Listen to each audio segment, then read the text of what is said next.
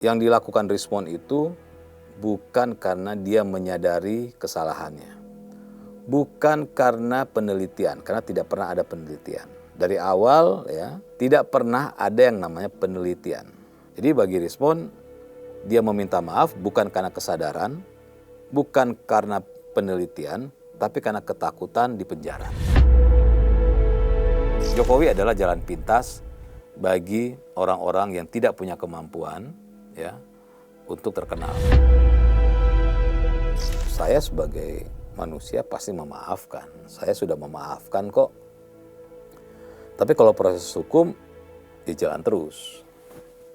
Itu pernyataan Pak Jokowi. Kalau akhirnya Pak Jokowi melalui kuasa hukumnya mengatakan coba ajuin restoratif justice, artinya Pak Jokowi mengingkari ucapannya beberapa minggu lalu.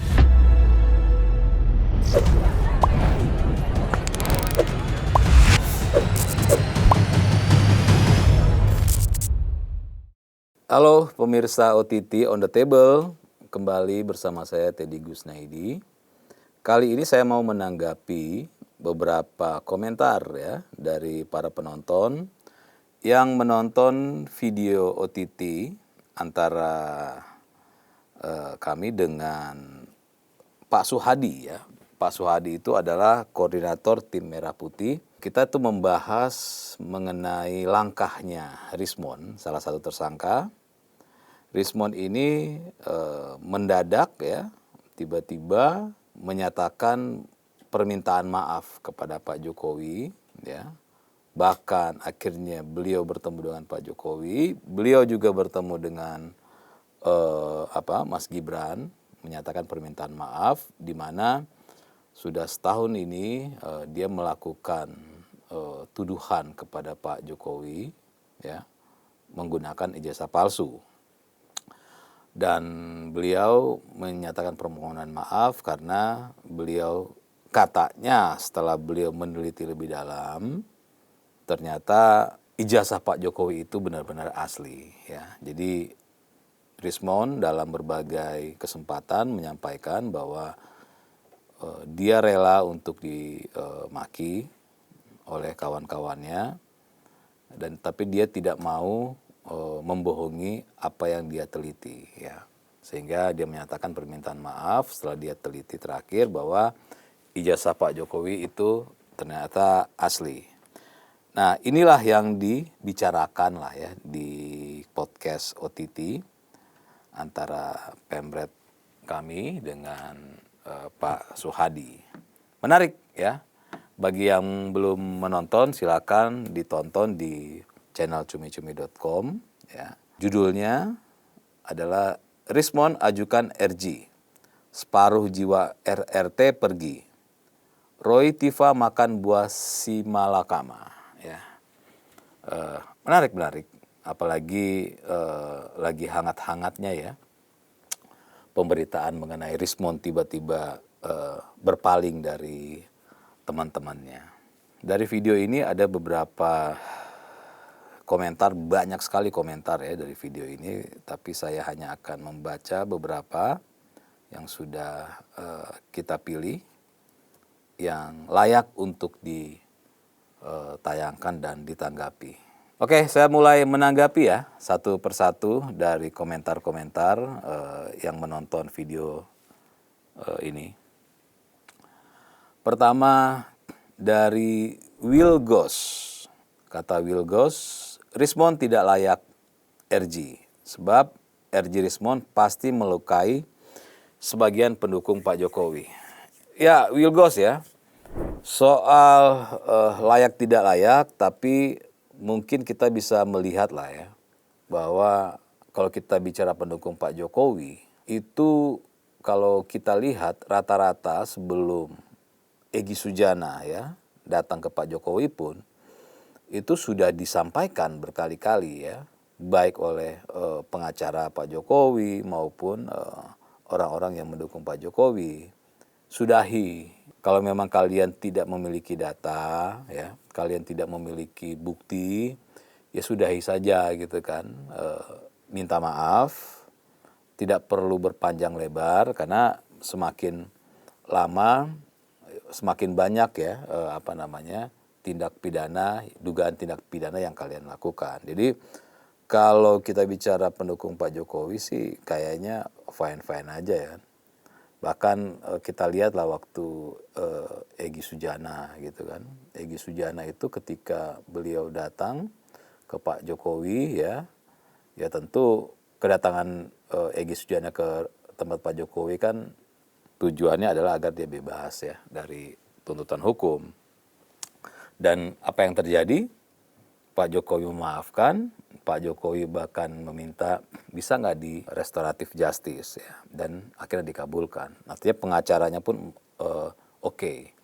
Dan jangan lupa yang melaporkan Egy Sujana ini bukan hanya Pak Jokowi. Ada beberapa pihak yang laporannya sudah diproses. Jadi urusan Rismon, Tifa, dan Roy ini bukan hanya berurusan dengan Pak Jokowi saja, tapi berurusan dengan para pendukung Pak Jokowi yang melaporkan juga. Bahkan ada laporan-laporan yang berkembang karena pernyataan-pernyataan dari Roy, Tifa, dan Rismon selama ini.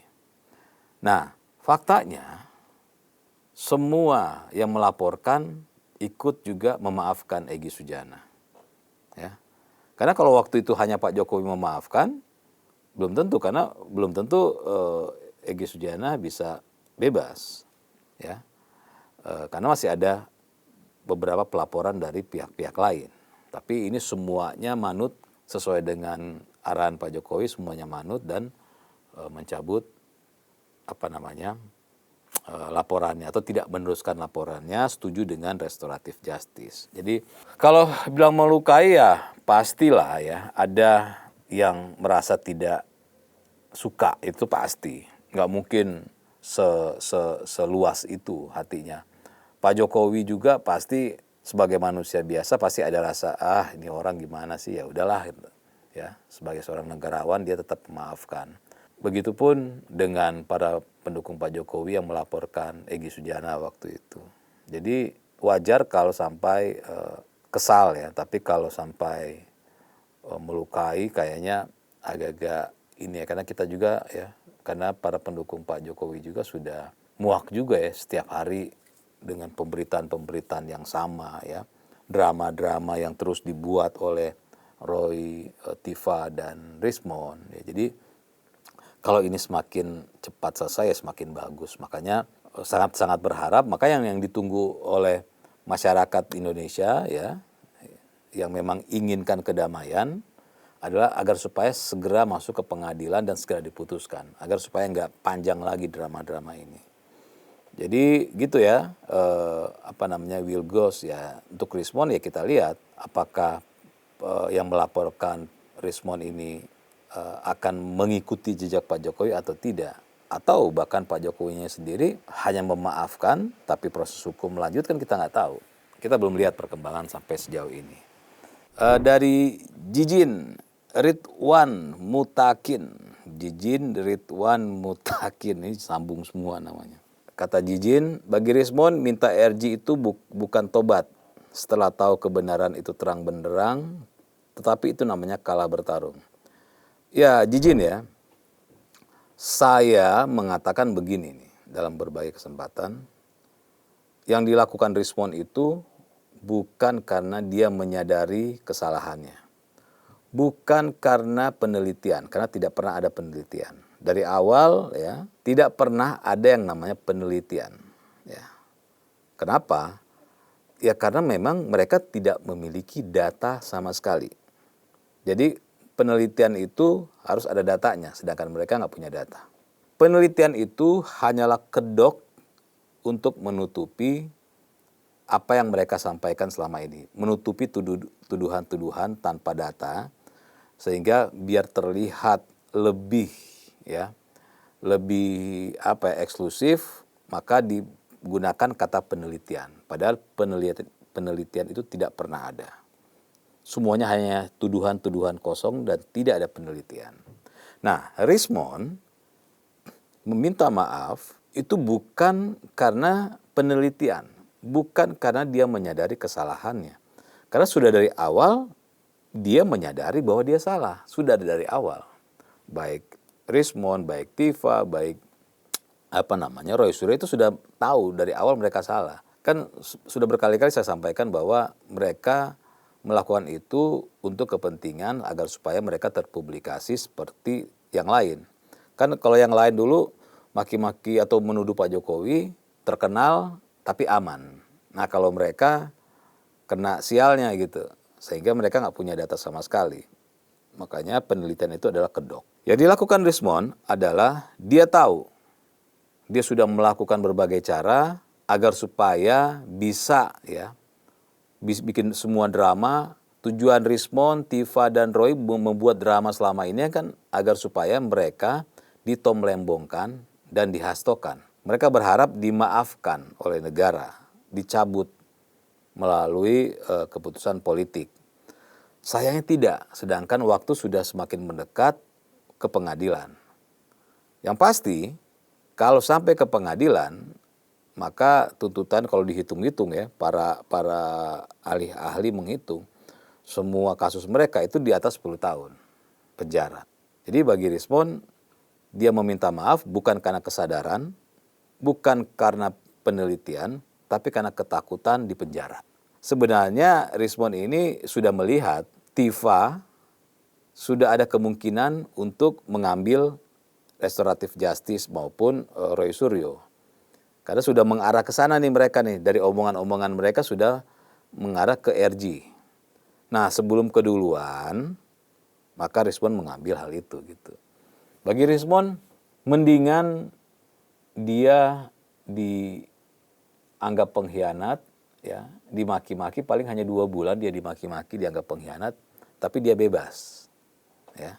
Daripada dia di penjara 10 tahun lebih, dia hanya dipuja-puja selama 2 bulan. Setelah itu orang lupakan dia.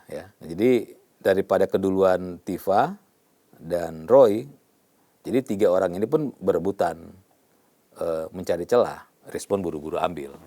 Makanya kan pada kaget-kaget, kayaknya kemarin masih marah-marah, tiba-tiba besok dia sudah beralih meminta maaf ke Pak Jokowi. Sekali lagi, Jijin, Rismond berubah itu bukan karena dia menyadari, bukan karena hasil penelitian, karena tidak pernah ada penelitian, tapi karena dia ketakutan di penjara. Itu. Dari Effendi Jokowi manusia paling rumit. Urusan 1 lembar kertas sampai mau memenjarakan banyak orang. Negarawan jadi gegarawan. Ya Mas Effendi sebagai seorang presiden waktu itu, Pak Jokowi memang, ini pun saya sempat mengkritik Pak Jokowi, terlalu membiarkan orang-orang model-model Rismond, Tifa, Roy, dan banyak lagi waktu menjadi presiden itu dibiarkan menuding, memaki beliau. Itu saya sempat kritisi bahwa Pak Jokowi dengan terus membiarkan itu malah menumbuhkan orang-orang seperti itu. Oh ternyata cara cepat untuk populer, cara cepat untuk terkenal adalah dengan menghantam Pak Jokowi. Kalau menghantam Pak Jokowi, kita akan terkenal, tapi kita tidak akan diproses hukum. Dan kita sudah lihat kan, banyak orang-orang yang terkenal akhirnya karena menyerang Jokowi. Jokowi adalah jalan pintas bagi orang-orang yang tidak punya kemampuan untuk terkenal. Rismond, Tifa, Roy itu kan orang-orang yang tidak punya kemampuan. Cara mereka untuk terkenal adalah dengan menyerang Pak Jokowi. Begitupun dengan yang lain yang sempat terkenal lalu hilang, mereka pengen populer dengan cara instan. Pak Jokowi akhirnya mungkin menyadari dan dia melihat bahwa harus ada pembelajaran. Harus ada pembelajaran bahwa tidak boleh setiap orang di negara ini dengan semena-mena menuding, memaki, memfitnah siapapun.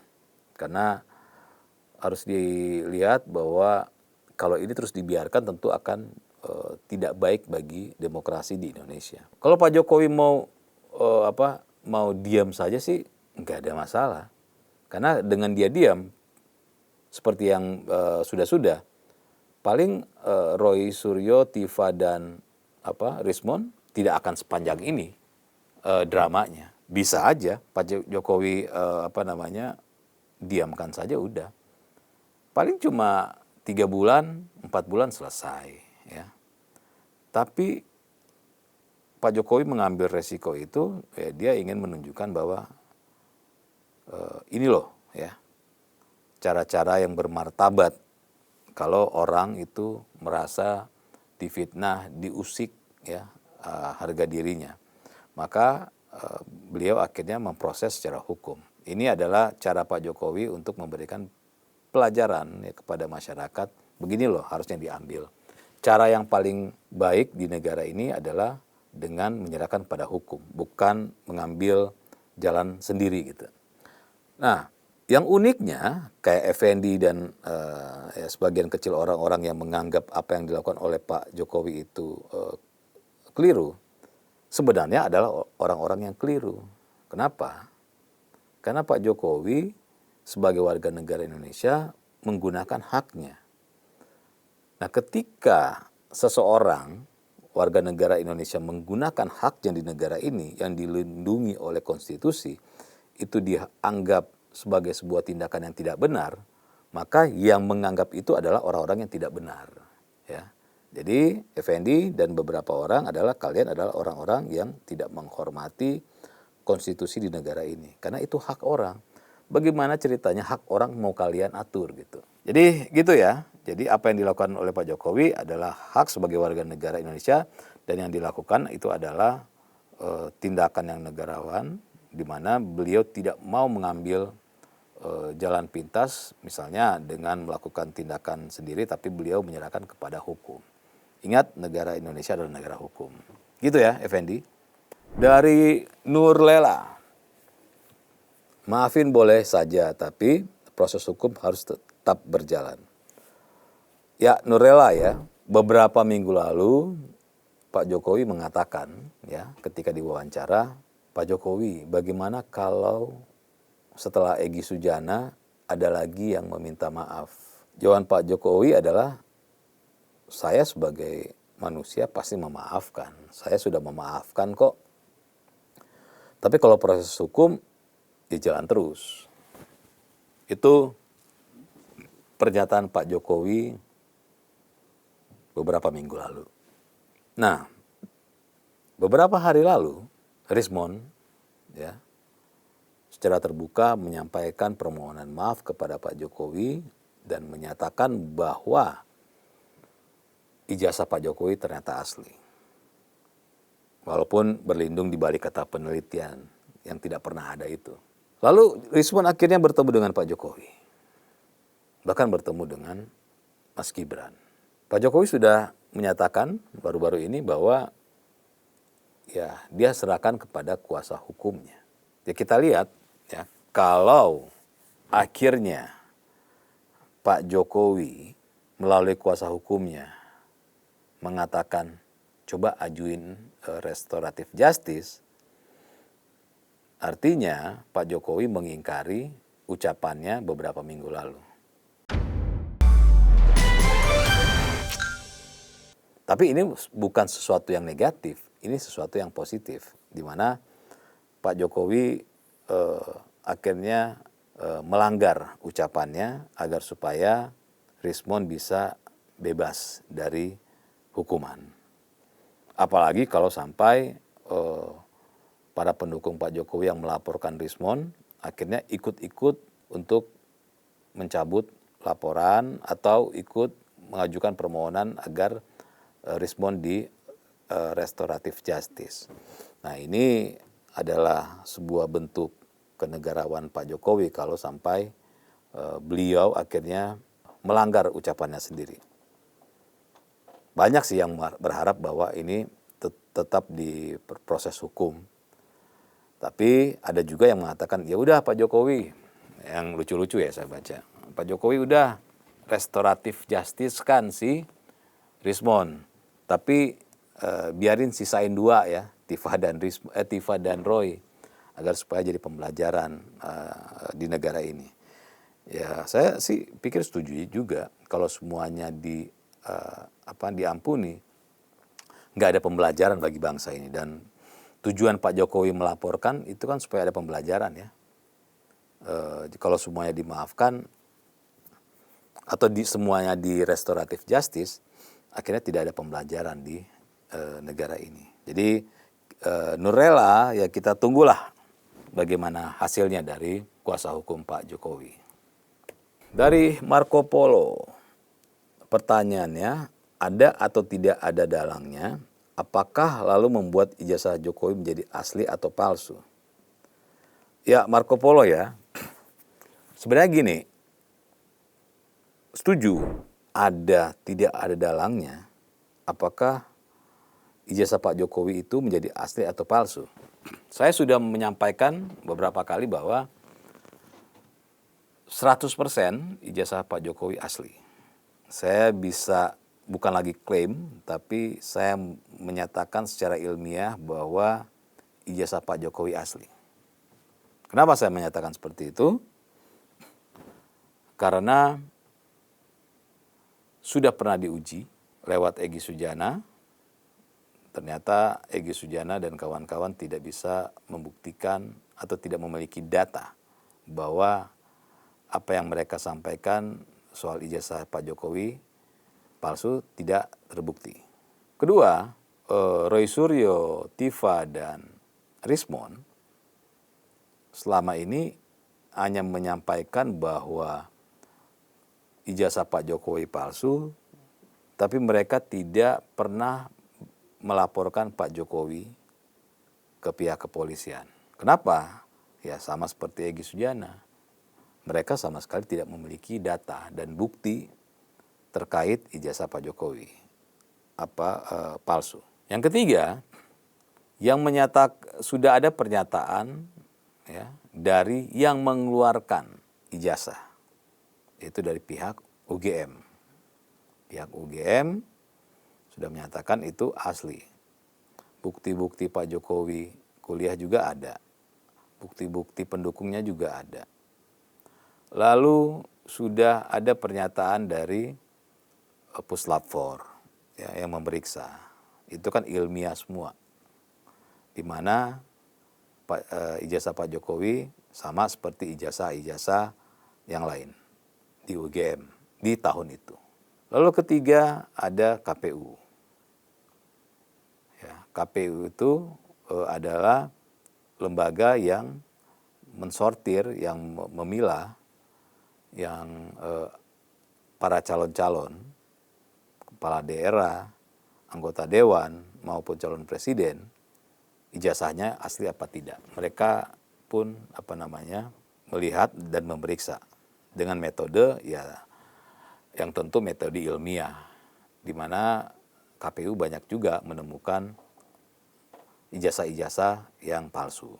Nah, dari hal itu makanya kenapa saya mengatakan ijazah Pak Jokowi asli, ya karena yang menuduh tidak bisa membuktikan, yang punya legal ya, yang mengeluarkan ijazah sudah menyatakan asli, pihak kepolisian juga sudah memeriksa dan sama, KPU juga, jadi apalagi.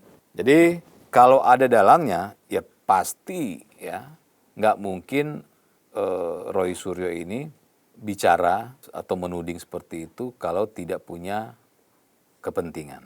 Pasti ada kepentingannya. Urusan apakah ada dalangnya yang membayar dia atau tidak itu lain cerita. Tapi ada pihak-pihak yang memang sengaja baik diketahui maupun tidak diketahui oleh Roy Suryo dan kawan-kawan yang mengorkestrasikan hal ini gitu. Agar supaya terus riuh masalah ijazah palsu. Gitu ya, Marco Polo. Yu Henry, saya sangat kecewa kalau Rismond mundur sebab keaslian ijazah Jokowi belum bisa dibuktikan. Kepalsuannya baru terlihat. Sebaiknya cepat dilakukan sidang Roy Suryo dan Dr. Tiva. Yul Henry bahwa yang keaslian Jokowi belum bisa dibuktikan itu keliru ya.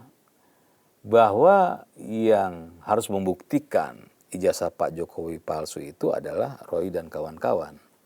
Jadi jangan dibalik nih, seolah-olah Pak Jokowi yang belum bisa membuktikan ijazahnya asli. Siapa yang menuduh, dia yang harus membuktikan. Itu kan aturan hukum internasional lah. Nah, selama ini kan hanya opini, hanya fitnah. Ya. Kenapa saya katakan fitnah? Ya karena belum ada terbukti. Pembuktiannya apa? Pembuktiannya bukan dari Pak Jokowi, tapi dari yang menuduh. Tapi dari yang menuduh tidak ada satupun yang melakukan proses hukum. Makanya nanti di pengadilan, Pak Jokowi itu tidak perlu hadir pun nggak apa-apa. Pak Jokowi pun dan timnya tidak perlu membuktikan bahwa keaslian dari ijazahnya. Tidak perlu. Yang di pengadilan itu yang akan ditanyakan oleh hakim di pengadilan kepada Roy dan kawan-kawan. Anda mengatakan ini palsu.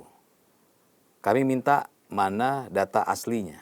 Kalau Roy bilang data aslinya ada Pak Jokowi, selesai artinya kan. Artinya yang akan diadili itu bukan Pak Jokowi. Yang akan diadili itu adalah Roy dan kawan-kawan. Kecuali kalau Roy dan kawan-kawan melaporkan Pak Jokowi ke pihak kepolisian, diproses dan sampai ke pengadilan, maka yang diadili itu adalah Pak Jokowi. Nah, kalau ini yang diadili itu adalah Roy. Maka hakim menyampaikan Pak Roy, Dr. Tifa, dan Rismon. Kan belum tentu Rismon dimaafkan atau di RG. Kalian menyampaikan ke publik bahwa ijazah Pak Jokowi palsu. Apa dasarnya? Saya 100% yakin dan dari awal saya sudah mengatakan mereka tidak akan mampu menjawabnya. Kenapa? Karena mereka tidak punya bukti bahwa ijazah Pak Jokowi palsu.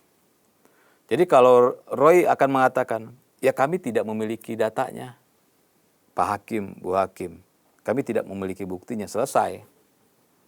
Artinya sudah terbukti bahwa yang dilaporkan Pak Jokowi, pencemaran nama baik, sudah terbukti secara hukum. Sehingga Roy dan kawan-kawan akan divonis melakukan tindak pidana. Jadi gitu ya, Yul Henry ya, jangan dibolak-balik. Dari Sul Hadis, Jokowi itu sedang main catur. Gini, apa jadinya jika Jokowi tidak memberikan RG kepada orang yang sudah mengaku salah, lalu memohon ampun dan datang langsung ke rumah Solo? Maka Jokowi akan dicap sebagai tangan bengis ke rakyatnya. Akan dicap tidak negarawan. Maka Jokowi pakai strategi, Rismon tetap dihukum penjara lewat jalur Bang Bil, walaupun Jokowi tidak nyuruh Bang Bil untuk ini itu. Namun Jokowi itu mampu membaca peta pikiran Bang Bil. Jadi Jokowi sedikit bicara tapi mematikan. Mengenai ada pendukung yang kecewa itu hal yang lumrah. Namun pada endingnya nanti juga tahu jika langkah Jokowi itu memang beneran smart. Tidak banyak omong, tidak balas caci maki, tetap sopan dan beradab, namun langkahnya sangat mematikan lawan. Lawannya dibuat ampun-ampun. Itulah yang namanya langkah catur smart politik tingkat tinggi. Jadi maksud Sulhadi ini adalah, saya coba rangkum ya. Ya seperti yang saya bilang tadi bahwa Jokowi memaafkan tapi belum tentu proses hukumnya dihentikan. Ya. Atau pihak-pihak lain yang melaporkan Roy Suryo, Tifa, dan Rismon ini tidak mencabut laporannya atau tidak mengajukan permohonan RG buat Rismon. Bisa terjadi, sangat-sangat bisa terjadi. Makanya saya mengatakan bahwa ini belum selesai. Rismon belum selesai. Ya. Rismon malah kalaupun ini dilanjutkan malah akan berbahaya bagi dirinya ya dan bagi Tifa dan Roy. Kenapa? Karena sudah ada pengakuan. Ya. Kan bukti itu bisa dibawa ke pengadilan. Pengakuan dari Rismon bahwa apa yang dia sampaikan selama ini salah. Itu ada pengakuan. Lalu dia sudah menyampaikan bahwa penelitiannya tidak benar. Nah kalau ini diproses lanjut, artinya Rismon hanya dimaafkan tapi proses hukum tetap berlanjut, maka dia akan menjadi sesuatu yang merugikan Tifa dan Roy termasuk dirinya. Kenapa? Karena yang lebih banyak ya yang lebih banyak mengurus data itu kan, kata-katanya penelitian-penelitian itu kan adalah Rismond. Tifa dan Roy kan hanya bagian dari ikut-ikutan menyampaikan bahwa ini penelitian. Jadi orang yang memiliki data itu, ya, yang selama ini dia yang mengutak-atik data, yang kalau kita lihat itu bukan data, tapi itu tuduhan ke Pak Jokowi, itu akhirnya sudah mengakui bahwa apa yang dia sampaikan itu salah. Nah ini tentu akan merugikan Rismond sendiri, bahkan merugikan Tifa dan Roy. Makanya kenapa kalau kalian nonton video dengan Pak Suhadi, ya, yang berjudul Rismond ajukan RG, separuh jiwa RRT pergi, Roy Tifa makan buah si malakama, itu benar si malakama, ya, ke kiri salah, ke kanan salah. Ya kalau kita bisa katakan strategi Pak Jokowi hebat, ya sebenarnya kan bukan strategi. Artinya Pak Jokowi tidak perlu capek-capek, ya beliau sudah menyerahkan pada hukum dan pasti kita pengen ekspresi mengedepankan estetika jelas tadi mendengarkan. setiap orang yang berproses di dalam hukum ketika mereka tidak memiliki data seperti Roy dan kawan-kawan, itu ending-endingnya tetap akan seperti ini kok. Tetap akan ada yang keluar, ada yang kabur untuk menyelamatkan diri. Jadi gitu ya Sulhadi. Saya pikir cukup ya, statement-statement atau komentar-komentar ini sudah mewakili dari sebegitu banyak komentar.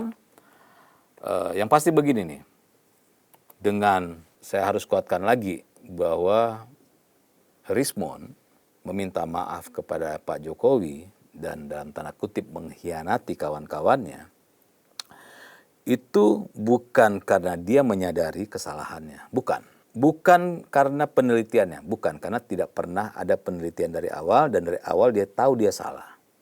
Tapi karena ketakutan ya akan hukuman di atas 10 tahun akibat perbuatannya. Nah, di antara mereka bertiga itu sebenarnya cepet-cepetan siapa yang mau berkhianat. Sebenarnya kalau Rismond tidak berkhianat, pasti dari dua itu akan ada yang berkhianat kok. Kalau nggak Tifa, ya Roy. Karena hawa-hawanya udah ke sana gitu. Jadi mungkin Rismond melihat, wah ini daripada keduluan Roy atau Tifa, mendingan saya duluan dah. Jadi tidak pernah ada pertemanan di sana, tidak pernah ada, karena mereka bisa bertemu itu ya karena sama-sama menjadi tersangka, bukan karena memang dari awal mereka bersama-sama. Itu saya pikir cukup dan terima kasih.